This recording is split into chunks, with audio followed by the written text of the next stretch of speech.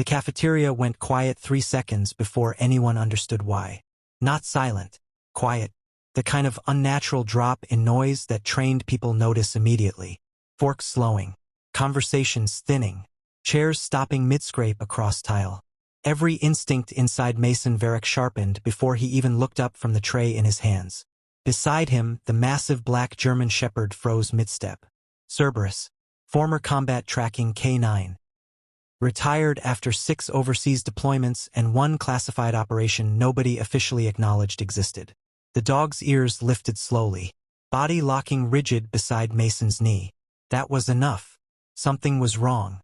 The hospital cafeteria inside St. Dismas Medical Center overflowed with lunch-hour noise and fluorescent lighting. Doctors, visitors, nurses, patients, controlled chaos. Exactly the kind of environment Mason normally avoided. Too crowded, too exposed. Too many exits to monitor at once. But Cerberus needed social reintegration after retirement evaluations. That's what the therapist said. So Mason came, against his better judgment. Then he saw her, a woman sitting alone near the far corner windows. Wheelchair, dark green nurse scrubs, a half-finished coffee untouched beside a stack of patient files. Most people looked past her automatically. Mason noticed the details instead. Posture too upright despite exhaustion. Hands steady despite visible pain. Eyes scanning the room out of habit, not curiosity. Military-adjacent behavior. Or trauma. Usually both. Cerberus looked at her once. Then relaxed slightly. Interesting. The dog trusted almost nobody. Every other table in the cafeteria was packed. The empty chair across from the nurse remained untouched. Not because no one noticed it. Because people were avoiding her. Mason understood that instantly too. Wheelchairs make civilians uncomfortable. Especially when paired with silence. Can I sit here? The nurse looked up slowly. Her expression shifted almost imperceptibly when she saw Cerberus first. Not fear. Recognition. Then she looked at Mason. You can if your dog doesn't bite people. Mason almost smiled. He only bites people who deserve it. That earned the faintest twitch at the corner of her mouth. Comforting. Mason sat carefully across from her. Cerberus settled beside the wheelchair immediately. Not fully relaxed, but calmer than before. Another detail Mason noticed. What's his name?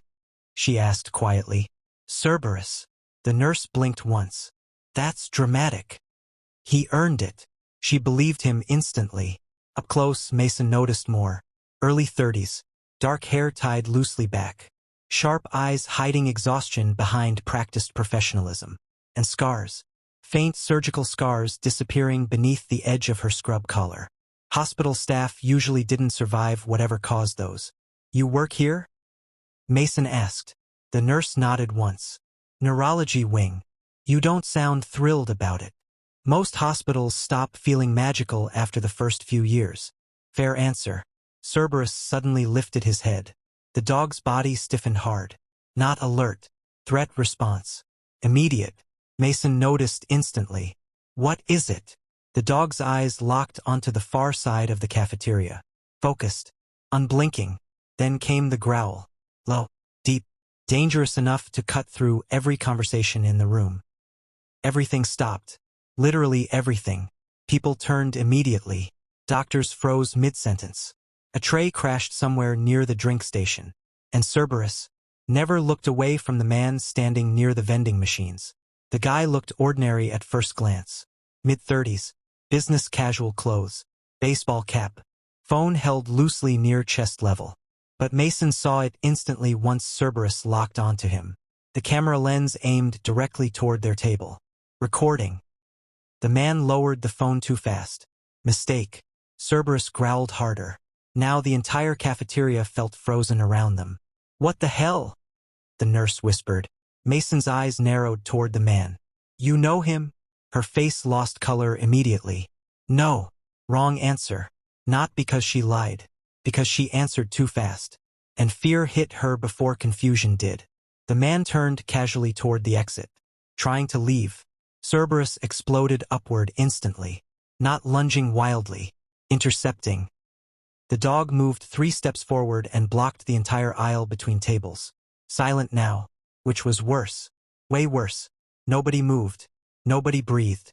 Because the dog standing between the man and the exit didn't look like a pet anymore. He looked military, weaponized, controlled violence waiting for permission. The man forced a laugh nervously. Get your dog under control. Mason didn't move. What were you recording? Nothing. Cerberus barked once. Sharp. Violent. The man flinched so hard he nearly dropped the phone. That reaction told Mason everything. The nurse's breathing changed beside him. Subtle. Uneven. Panic trying not to surface publicly. Mason glanced sideways briefly. You really don't know him? The nurse stared at the floor now, and quietly said, He was outside my apartment yesterday. Silence swallowed the cafeteria whole. Mason turned back toward the man, now fully focused. You following her? The man raised both hands slowly. Hey, relax. Wrong answer again. Mason stood. Big mistake for the man. Because sitting down, Mason already looked intimidating. Standing, he looked like a problem people regretted creating. Cerberus remained between the man and the exit. Perfect positioning. No barking now. Just direct eye contact. Predator stillness. Hospital security finally started moving from across the cafeteria. Too slow. Too uncertain. The man noticed them too, and made another mistake. He bolted. Cerberus moved instantly, fast enough to make multiple people scream. The shepherd intercepted the man before he cleared 2 tables. One leap, one impact. The man hit the floor hard. Phone sliding across the tile. Cerberus pinned him without biting. Jaws inches from the man's throat. Absolute control. Absolute terror. Security guards froze. Nobody wanted to touch the dog. Smart decision. Mason walked forward slowly, picked up the fallen phone. The screen remained unlocked. Camera app still recording. But not just recording. Streaming. Mason's pulse tightened. Live feed. To someone else. The nurse wheeled closer slowly. One look at the screen, and all the color disappeared from her face. No! Mason looked at her carefully.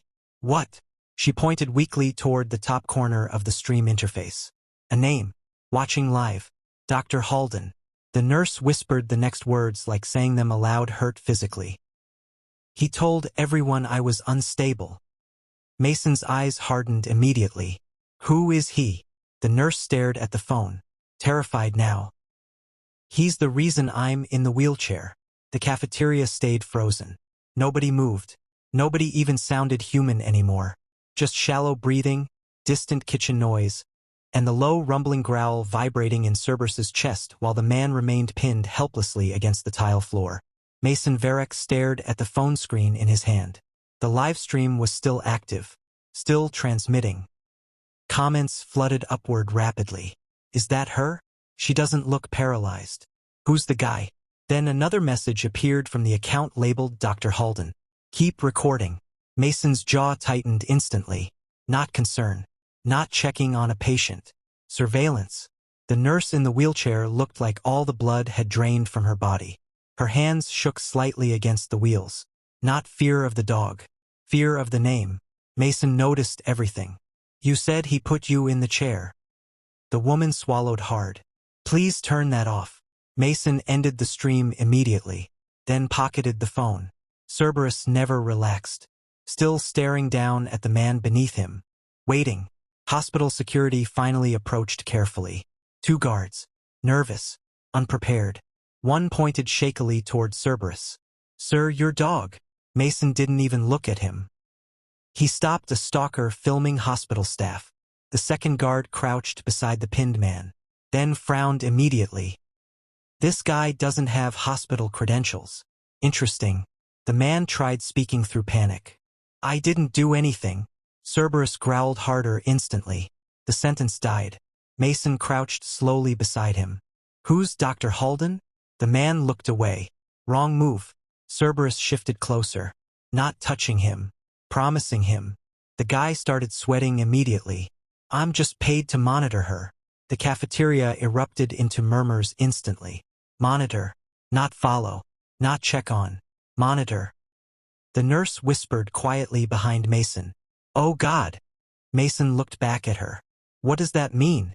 She closed her eyes briefly, then quietly answered, "It means they know I'm talking again." Every instinct inside Mason sharpened immediately. Talking again. Meaning she stopped before. Meaning somebody wanted silence. And judging by the terror in her face, they were good at getting it. The security guards exchanged uneasy looks. One reached for the restrained man. "We're calling police." The nurse reacted instantly. "No!" The entire cafeteria turned toward her. Too fast. Too desperate. Mason noticed immediately. "You don't trust them either." Her silence answered everything. Cerberus suddenly lifted his head sharply. The dog looked toward the cafeteria entrance, then stood fully upright, body rigid, combat alert.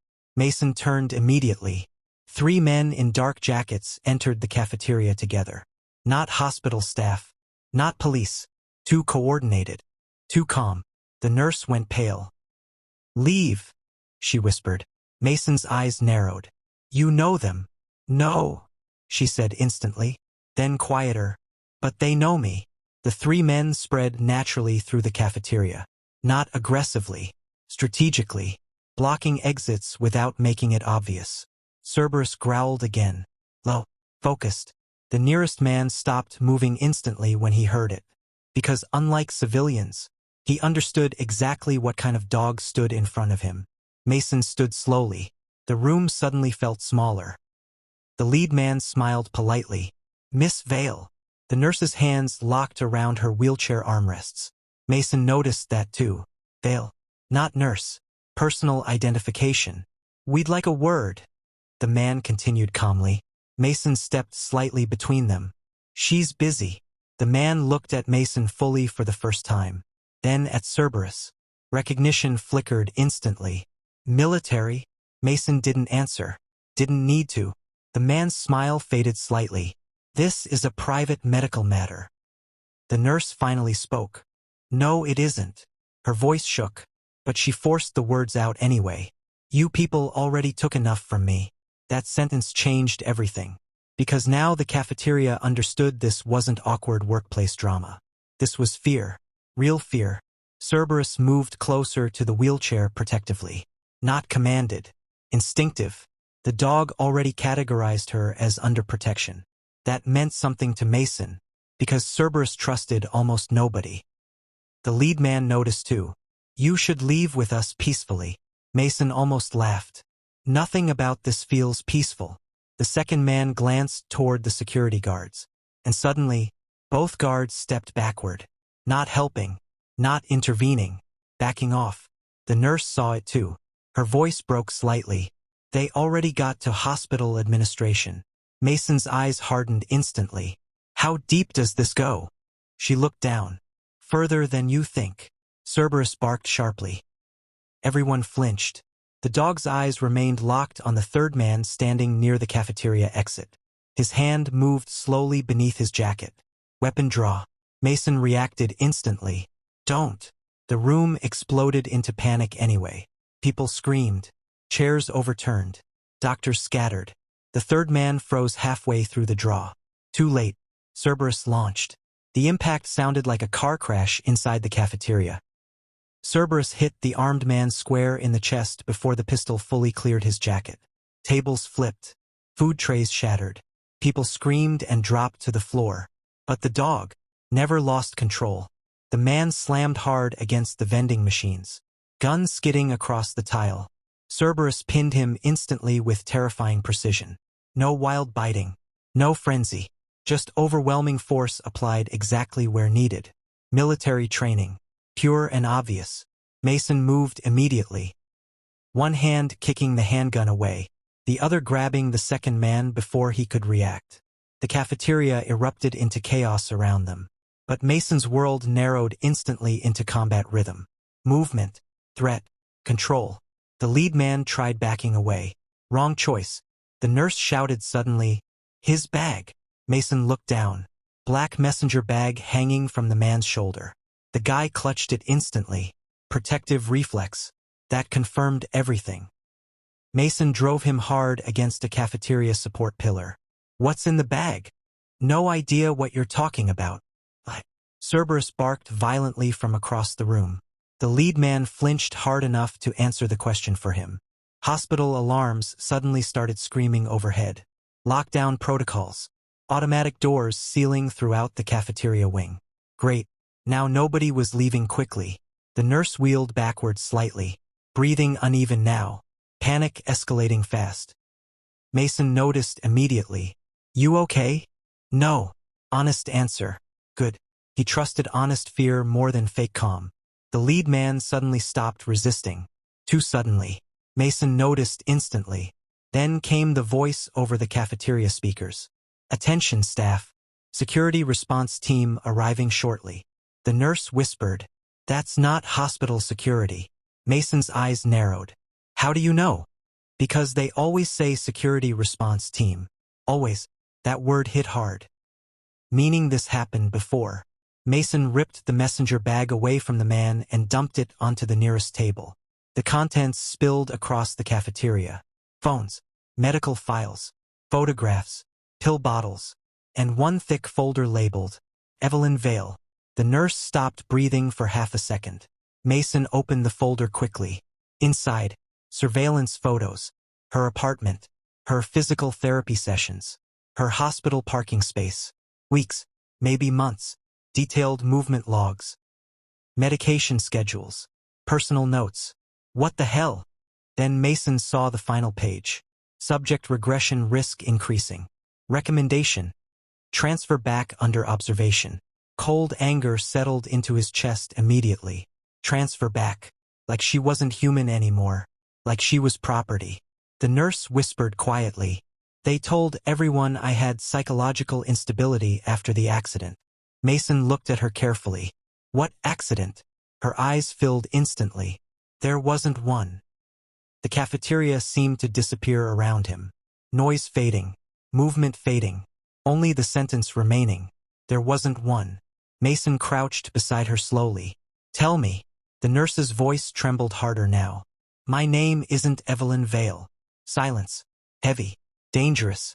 What is it? She looked around the cafeteria desperately. At the sealed exits. At the approaching footsteps beyond the lockdown doors. At the armed men Cerberus still held pinned. Then finally back at Mason. Lieutenant Mara Kessler. Military. Mason knew it immediately. Not just from the title. From the posture. The awareness. The controlled breathing beneath panic. What branch? Naval Intelligence. Cerberus immediately relaxed slightly beside her wheelchair. Another confirmation. The dog recognized military scent patterns and behavioral markers automatically. Mason's pulse sharpened. Why are they hunting you? Mara looked at the scattered surveillance photos. Then quietly said, because I survived. The lockdown doors at the cafeteria entrance suddenly rattled violently. Heavy impacts. Not security trying politely to enter. Forced breach. Mason grabbed the rifle case from beside the table instantly. One of the pinned men laughed breathlessly. You have no idea what she was involved in. Mara snapped toward him instantly. And you do. The man smiled through pain. We cleaned up after it. Cerberus growled again. Not aggressive. Warning. The dog sensed something Mason didn't yet. Mason opened the rifle case. Nearby civilians stared in shock. A compact tactical carbine rested inside. Not flashy. Professional. The kind of weapon carried by people who expect to use it.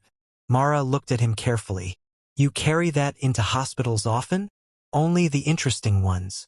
That almost earned a smile. Almost. The cafeteria doors finally burst open. For armored men entered fast. Tactical helmets. Black uniforms. No visible agency markings. And the second they saw Mara, their formation tightened. Target confirmation. The lead operator raised a weapon immediately. Mara Kessler. Not Miss Vale. Not Evelyn. Her real identity. Confirmed. Stand down and come with us. Mara's breathing staggered. Mason stepped directly between them. No. The operator looked at Cerberus. Then at Mason. Then slowly lowered his weapon slightly. Recognition. Not fear. Professional caution. Former SEAL, the operator guessed. Mason said nothing. The man nodded once. Then you understand operational necessity. Mason's voice came cold. No. Pause. I understand kidnapping. The operator's eyes hardened. She compromised classified neurological research tied to national security. Mara shouted suddenly, "You paralyzed people." The cafeteria went dead silent again. Every civilian still hiding behind overturned tables froze. Because now the situation transformed completely. Not surveillance. Not stalking. Human experimentation. The operator answered without emotion. Collateral outcomes occurred during trials. Trials. Jesus Christ. Mason looked at Mara. What did they do to you? Her hands shook violently now against the wheelchair armrests. They implanted neural synchronization hardware into combat trauma patients. Mason's stomach tightened immediately. What? They wanted predictive battlefield response systems. Cerberus suddenly barked sharply. The operator glanced toward the dog, and something changed in his face instantly. Recognition. Real recognition. The operator looked directly at Cerberus, then quietly said, "That dog was Phase 1. The cafeteria stopped feeling like a hospital. It became a battlefield. Not because of the weapons, because of the revelation. That dog was Phase 1. The sentence hung in the fluorescent air while terrified civilians hid behind overturned tables and Cerberus stood directly in front of Mara Kessler's wheelchair like a living wall. Mason Varek felt something cold settle into his spine. Not fear. Recognition. Because suddenly, pieces that never made sense about Cerberus finally started fitting together. The hyper-awareness. The anticipatory aggression. The impossible ability to detect intent before movement happened. The way the dog reacted to stress patterns instead of visible threats. Phase 1. Jesus Christ. The armored operator noticed Mason understanding it. That animal was part of the original neurological synchronization trials. Cerberus growled immediately. The operator's eyes shifted toward the dog carefully. He remembers more than expected. Mason tightened his grip on the rifle. You experimented on military dogs. The operator's expression stayed emotionless. We advanced combat survivability. Wrong answer. Again. Mara's breathing became shallow beside Mason. They tested it on wounded operators first, she whispered. The cafeteria felt smaller instantly. Mason looked down at her. What kind of tests? Mara's eyes stayed locked on the operators. Behavioral synchronization. A pause. Predictive combat response. Another pause. They wanted soldiers and K9s to share neural threat interpretation. Silence hit hard. Because every military person in the room immediately understood how dangerous that idea was. Cerberus suddenly turned toward Mason. Locked eyes with him. Not normal eye contact. Focused. Intent. Like the dog understood the conversation happening around him. And somehow, Mason suspected he did. The lead operator stepped forward slowly. Mara Kessler illegally removed classified program data before disappearing. Mara laughed bitterly. Disappearing?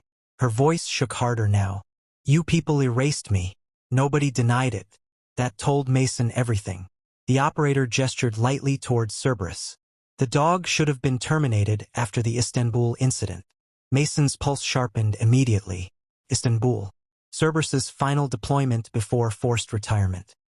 Official reports said the mission collapsed after insurgents ambushed an extraction convoy. 3 operators dead. 1 civilian site destroyed. Cerberus recovered alone 2 days later covered in blood. Mason looked down at the dog slowly. What happened in Istanbul? The operator answered calmly. He disobeyed commands. Cerberus barked violently. The sound echoed across the cafeteria like a gunshot. Mara whispered, "No." Mason noticed immediately. What? Her face lost color. That means he remembers. The lockdown doors behind the operators sealed fully with a metallic slam. Additional footsteps echoed outside. More teams arriving. This wasn't recovery anymore. This was containment. One terrified cafeteria worker suddenly shouted from behind a table. Somebody call the police. The operator replied without turning around. We are the police response. Nobody believed him. Not anymore. Mason crouched slightly beside Mara. How bad is this? Her answer came instantly. If they take me out of this hospital, I disappear forever. Honest, terrified, certain.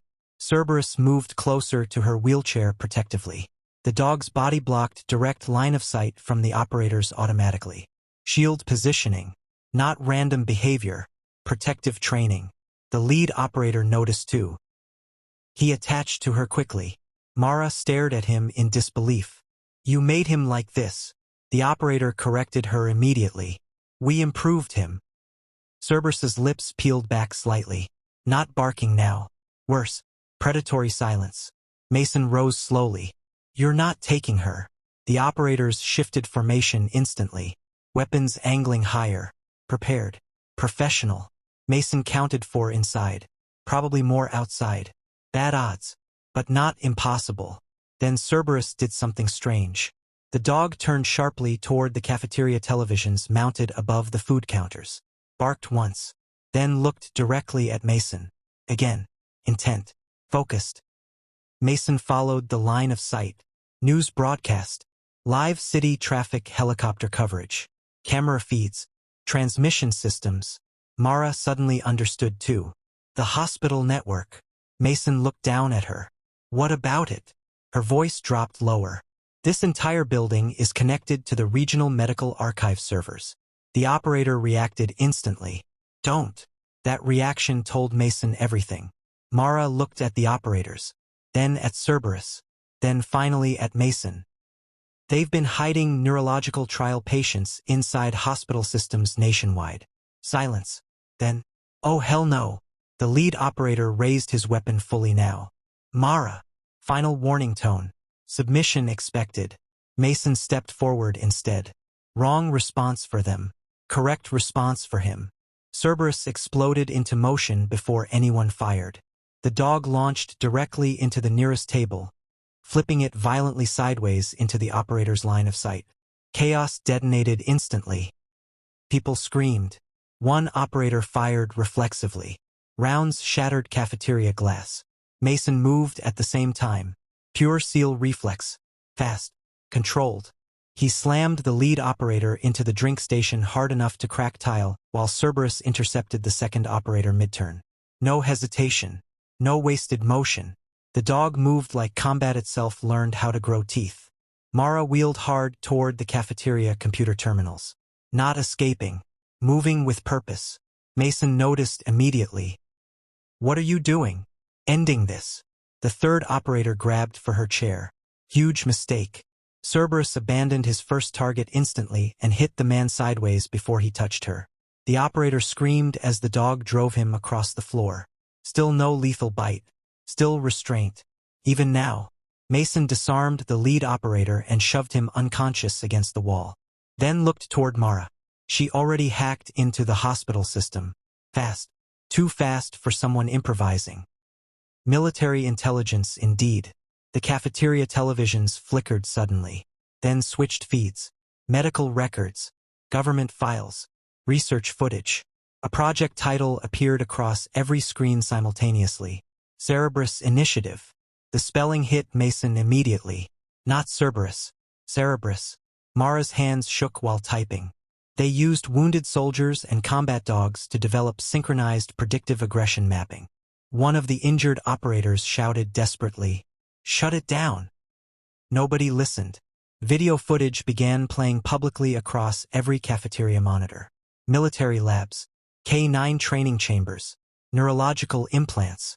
Behavioral conditioning. And finally, combat footage from Istanbul.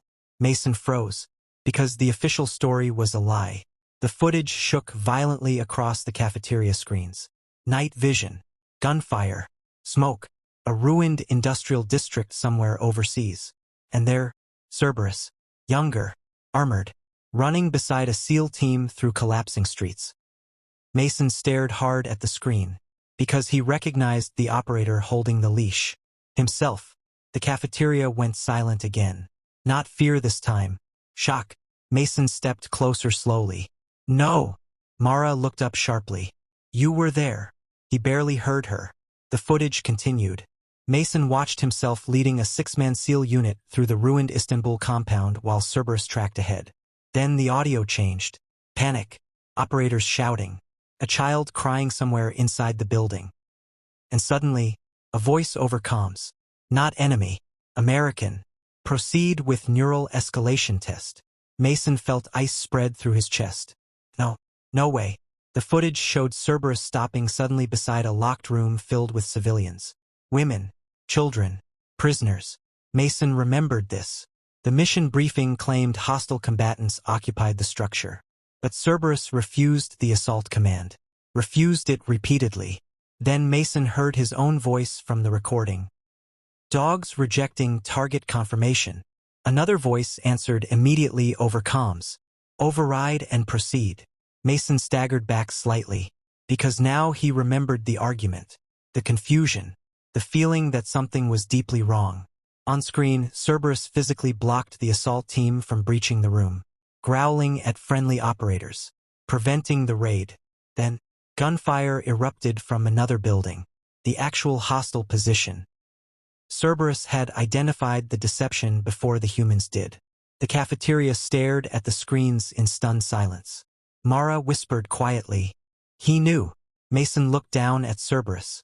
The dog stared back calmly, almost sadly. The footage ended with explosions tearing through the district while operators dragged civilians from the correct building. The official reports later called it equipment failure, human error, combat confusion. But now, the truth stood exposed publicly. Cerberus wasn't malfunctioning. He was resisting manipulated threat data. The lead operator struggled upright against the wall. You have no idea what releasing this causes. Mara snapped toward him. You experimented on soldiers. You don't understand the stakes. No, Mason said coldly. You stopped seeing human beings. Hospital alarms suddenly changed tone. Not lockdown anymore. Evacuation. Red emergency lights activated across the cafeteria. Mara's face went pale instantly. They're wiping the servers. The operator smiled weakly through blood. Too late. Cerberus barked sharply toward the eastern hallway. Fast approaching footsteps. Lots of them. Mason checked the rifle quickly. Low ammo. Bad timing. Mara typed faster across the terminal. If I can route the archive externally. The cafeteria lights flickered hard. Then died. Darkness swallowed everything except emergency red lighting. Screams erupted instantly, but Cerberus didn't panic. The dog moved directly beside Mason's leg. Combat positioning. Waiting. Listening. Night vision flashlights suddenly cut through the darkness from the cafeteria entrances. Multiple teams. More heavily armed than before. No insignia. Pure black tactical gear. This wasn't retrieval anymore. This was eradication. Move away from the terminals. Mason fired first. Not to kill. To break momentum. Rounds shattered overhead lights and forced the entry team backward. Cerberus launched simultaneously. A black blur through red emergency lighting. Fast enough to terrify everyone watching. The dog slammed into the lead operator before the man could stabilize his weapon. Mason moved through overturned tables beside him, pulling civilians toward kitchen cover while Mara kept working at the terminal. The hospital had become a war zone in under 10 minutes. One terrified nurse shouted, "What is happening?" Mason answered honestly, "The wrong people got too comfortable hiding." Cerberus barked twice sharply. Different pattern. Alert signal. Mason turned immediately. A second entry team moving behind the cafeteria kitchen. Flanking. Professional. Mara looked up from the terminal suddenly. I got access. Can you send it? Yes. Do it. The lead wounded operator shouted desperately.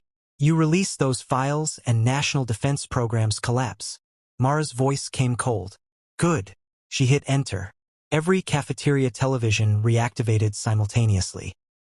Then every hospital monitor across the building. Then every connected emergency medical network. Project Cerberus flooded public systems live. Patient disappearances. Behavioral conditioning. Illegal neural implants. Combat manipulation trials. All of it. The operators realized instantly what happened. And panic finally hit them. Real panic. Because secrets survive only while hidden. One tactical operator ripped off his headset. Containment failed. Another shouted back. Federal channels are picking it up. Cerberus growled louder beside Mason. The dog understood the shift too. The hunters were becoming hunted. Then one final file appeared across every screen. Classified subject response analysis. Photograph attached. Cerberus. Status. Uncontrollable due to empathic override development. Mason stared at the screen.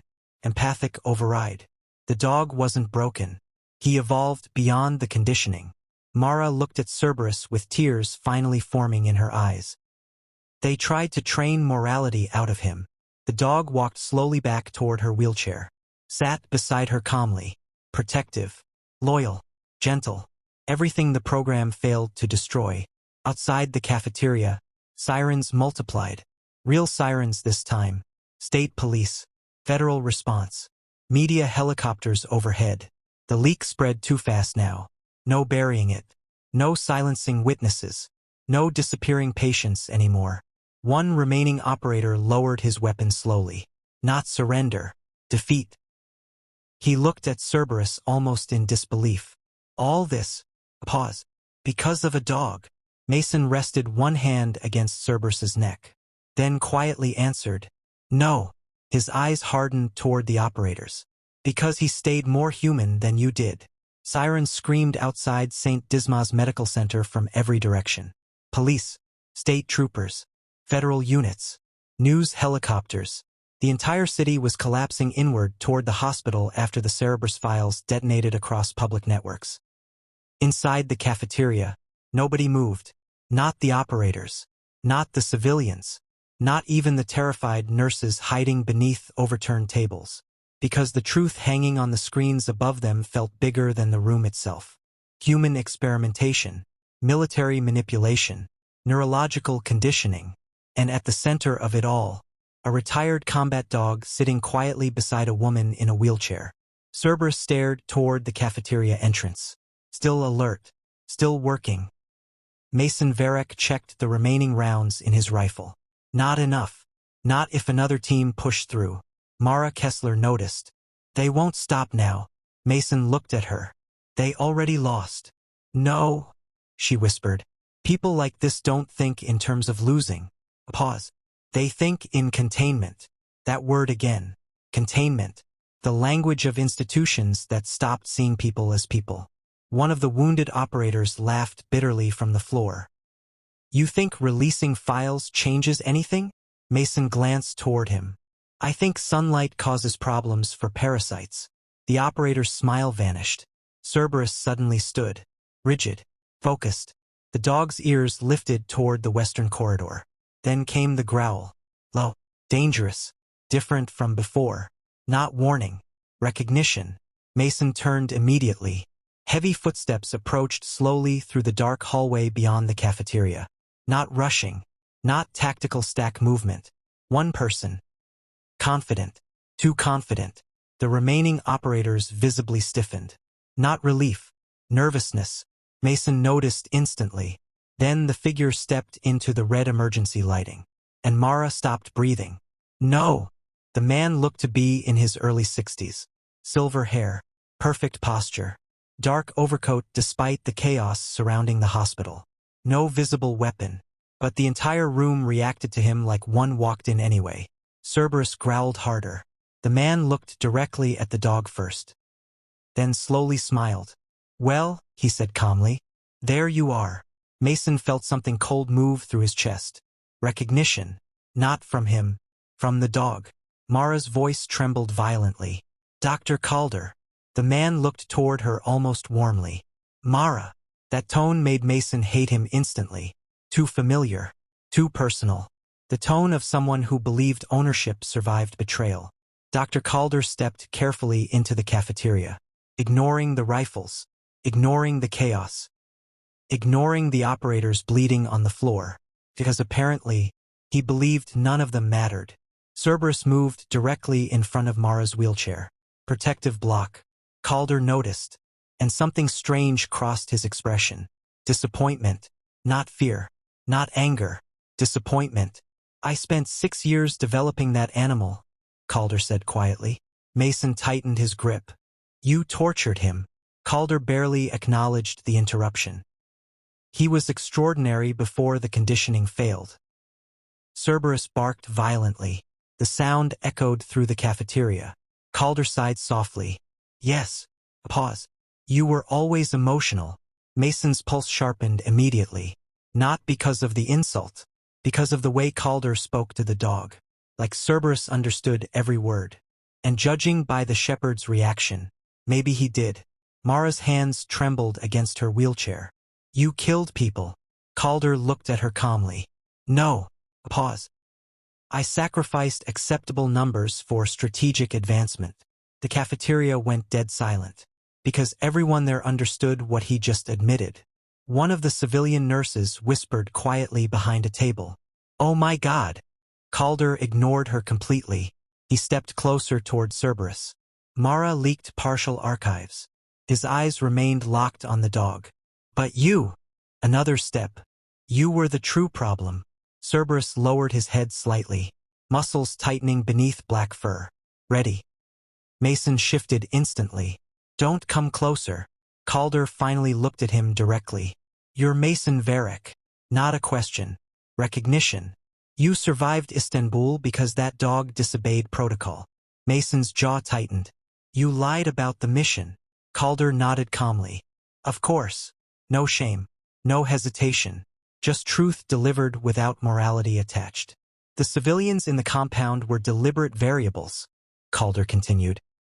We needed to know whether synchronized combat assets could override direct military commands based on emotional contamination. Mason stared at him in disbelief. You sent us into a live experiment. Yes. Cerberus barked sharply again. Calder almost smiled. And he chose empathy over obedience. Mara's voice cracked. That's why you hunted us. Calder nodded once. The project became unstable the moment compassion started overriding control. Silence. Heavy. Disgusted. Human. Then Cerberus did something unexpected. The dog stepped away from Mara. Toward Calder. Slowly. Purposefully. Mason's pulse jumped instantly. Cerberus. The dog didn't stop. Calder crouched slightly. For the first time, genuine emotion appeared on his face. Not cruelty. Pride. He remembers me. Mason saw it then. The old handler bond. The years of training, conditioning, manipulation. Whatever Calder did to Cerberus, it went deep. Cerberus stopped 6 feet away from him. The cafeteria held its breath. Calder extended one hand slowly. Come here. The dog stared at him, perfectly still. Then Cerberus growled. Not loud, not explosive. Worse, disappointed. Calder's expression changed slightly. Tiny crack. The first real emotion failure Mason saw all night. Still resisting. Cerberus suddenly turned away from him completely. Walked back to Mara. Then sat beside her wheelchair again. Choice made. Clear. Final. Something dark entered Calder's face then. Not rage. Humiliation. Because for the first time in years, something he built refused him publicly. The hospital windows suddenly exploded inward. Flashbangs detonated across the cafeteria. Federal assault teams flooded the room instantly. Federal agents. Drop your weapons. Chaos erupted again. Operators reaching instinctively. Civilians screaming. Red emergency lights flashing through smoke and shattered glass. Mason dropped low beside Mara immediately. Cerberus shielding them both. The dog barked sharply toward advancing operators. Not attacking. Directing. Warning. Calder didn't move. Not even slightly. Federal rifles locked onto him instantly. Get on the ground. He looked almost bored. Then quietly said, You're too late. The lights died completely. Total darkness swallowed the cafeteria. People screamed. Federal agents shouted commands. Somebody fired accidentally. Glass shattered. And somewhere inside the blackness, Cerberus roared. Not barked. Roared. The sound ripped through the hospital like something ancient and furious finally unleashed. Mason hit the floor beside Mara's wheelchair instinctively. Stay down. Emergency backup lighting flickered weakly overhead. Barely enough visibility. Smoke drifting through shattered windows. bodies moving everywhere. But Calder was gone. "Where is he?" a federal agent shouted. Nobody answered, because nobody knew. Cerberus suddenly lunged toward the eastern hallway. Fast, focused, tracking. Mason followed instantly. Cerberus! The dog disappeared through the ruined cafeteria entrance into the dark hospital corridor beyond. Mason sprinted after him, past terrified patients, past armed federal teams flooding the building, past nurses pressed against walls crying into radios. The entire hospital had become a war zone. Ahead, Cerberus barked sharply. Mason rounded the corridor corner and saw Calder forcing a terrified young nurse down the stairwell with a concealed handgun against her ribs. "Human shield. Coward move." "Stop!" Mason shouted. Calder paused halfway down the stairs. Not panicked. Still composed somehow. "You really should have left this buried." The young nurse sobbed violently. Cerberus growled from the top of the stairwell. Muscles coiled. Waiting. Calder looked directly at the dog. "I made you." Cerberus barked once. Sharp. Violent. Accusing. Calder tightened his grip on the hostage nurse. "You think morality makes him superior?" His eyes shifted toward Mason. "It makes him weak." Mason's voice came low. "No." Pause. "It makes him alive." Cerberus moved. Not fast this time. Slowly. Step by step descending the stairwell. Calder raised the handgun instantly. "Stop him."